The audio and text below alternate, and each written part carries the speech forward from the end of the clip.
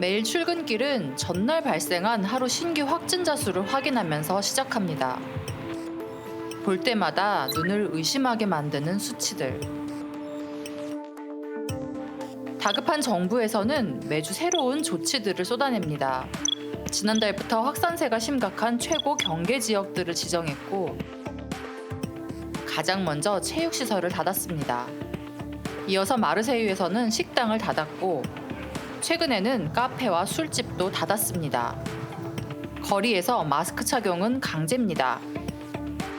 그럼에도 불구하고 10월 내내 확진자 수는 대부분 10,000명대에서 30,000명까지 넘나들고 있습니다. 이 많은 사람들은 대체 어디에서 감염된 걸까요? 지난 5월 이동 제한령이 해제된 이후 대다수 프랑스인들의 일상은 코로나19 확산 이전으로 돌아간 듯 보입니다. 여름에는 마음껏 휴가를 즐겼고 Parce que nous, on est français, on aime vivre, on aime sortir, on aime boire, on aime se faire des câlins, on aime rigoler, voilà, c'est ça exactement. 9월부터 각종 시위도 다시 시작됐습니다. 게다가 시위가 끝나면 일부 사람들은 마스크를 벗고 음주 가무를 이어갑니다. 대학교를 포함한 각급 학교도 철저한 보건수칙 준수를 조건으로 개강했지만 프랑스 중부 생테티엔 지역의 대학생들은 60제곱미터 아파트에 무려 150명이 모여서 흥겨운 파티를 벌였습니다.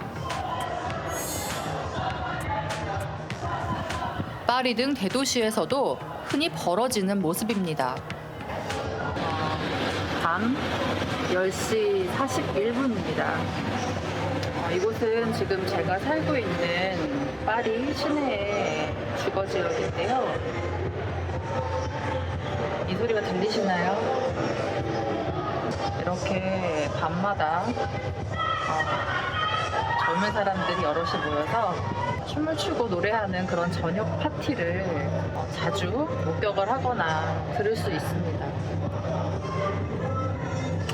대단하죠? Il y a de nombreux cas parce que d'abord les restrictions sont arrivées assez tardivement. Vous savez par exemple que le port du masque dans les espaces clos n'a été imposé qu'à la fin du mois de juillet au début du mois d'août, donc très tardivement. Il commence à faire froid, donc les gens ferment les fenêtres, s'enferment, et ce sont par définition des situations plus propices à la contagion.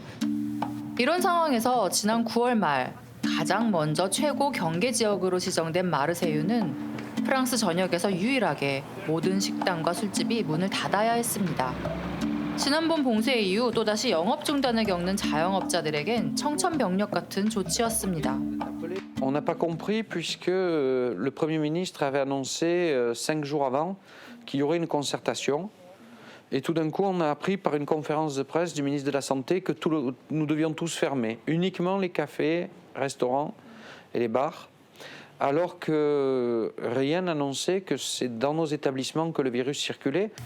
다시 생계의 위기에 놓인 요식업 종사자들의 분노는 거셌습니다.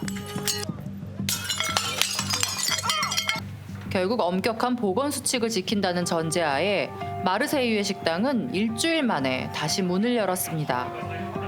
그러나 영업 중단과 재개를 반복하는 자영업자들의 심경은 복잡하기만 합니다.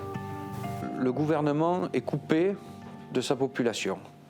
Je pense que le gouvernement travaille trop avec des algorithmes et des statistiques et que ce sont des gens qui sont essentiellement enfermés dans leur bureau et que c'est ce sens de la réalité qui fait qu'ils prennent des mesures qui tombent à côté de la plaque. 정부의 방역 정책에 대한 불만과 불신, 그리고 저항은 프랑스 곳곳에 팽배합니다.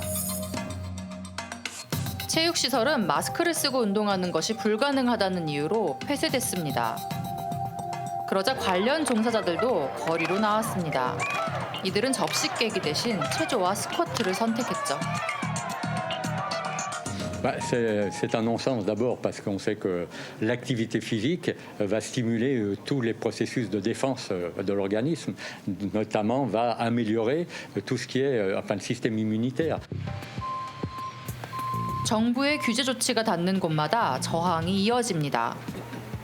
Les jeunes trouveront toujours un système pour faire la fête, pour s'amuser.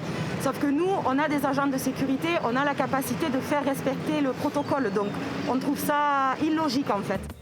어디가 집단 발병지인지 역학조사도 제대로 안 되는 상황에서 규제할 근거는 빈약하고 국민들은 설득이 안 됩니다. 물론 지난 6월 프랑스 정부도 감염자 추적을 위해 휴대전화용 앱을 배포했습니다. 그러나 이 앱은 프랑스 국민의 단 3%만 내려받았고 심지어 프랑스 총리조차 이 앱을 사용하지 않습니다. Vous téléchargez l'application Stop Covid sur votre téléphone? Non. Non. Quoi? Non. Non, parce que je n'ai Non. pas chargé. Quoi? Mais vous poussez les Français à le faire, vous l'avez pas fait? Malheureusement, l'exercice de mes fonctions fait que je ne prends plus le métro, je le regrette. Ouais, mais enfin, je vous fais- croisez des gens tout le temps. Vous avez vu Christian Prudhomme? 이런 상황 속에서 프랑스 정부에 대한 국민들의 신뢰도는 30% 전후에 그치고 있습니다. La déconfiance, elle est la conséquence d'attitudes. Par exemple, je suis persuadé que si le gouvernement avait très clairement dit qu'il s'était trompé au début de la crise sur les masques, il aurait regagné beaucoup de confiance dans le cœur des Français. Et vous savez, les Français aussi sont un peuple qui, de tout temps, a été rebelle à l'autorité. Nous sommes un peuple complexe. 오늘 밤부터 9시 이후 파리 등 주요 대도시의 밤거리는 통행 금지 조치가 적용됩니다. 규제가 강해질수록 정부에 대한 불신과 저항은 늘고 확산세는 커지는 상황이 반복됩니다. 바이러스보다도 위협적인 이 악순환의 고리를 끊을 해법을 프랑스는 찾을 수 있을까요?